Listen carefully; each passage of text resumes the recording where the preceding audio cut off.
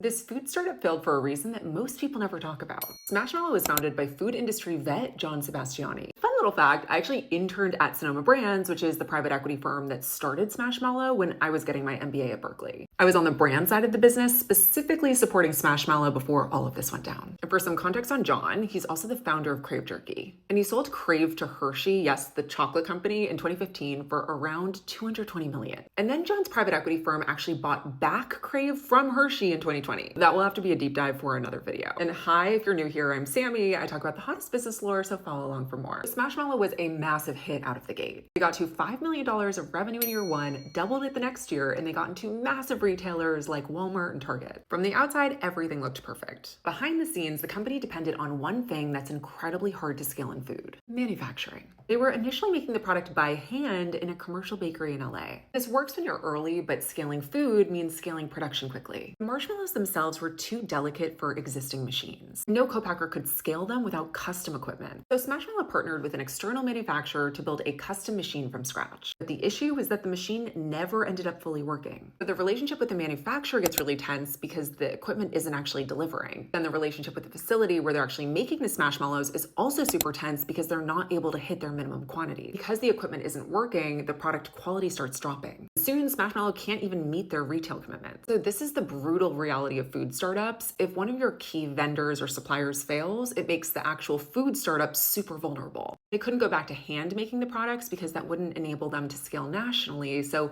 they decide to shut down the business. So yes, they end up suing that equipment manufacturer, and they are awarded around $21 million in damages. Smashmallow is a perfect example of how food companies are often at the mercy of systems that they don't own, which makes an already competitive industry even more difficult. As always, I want to hear your thoughts on this one, and follow along for more breakdowns like this.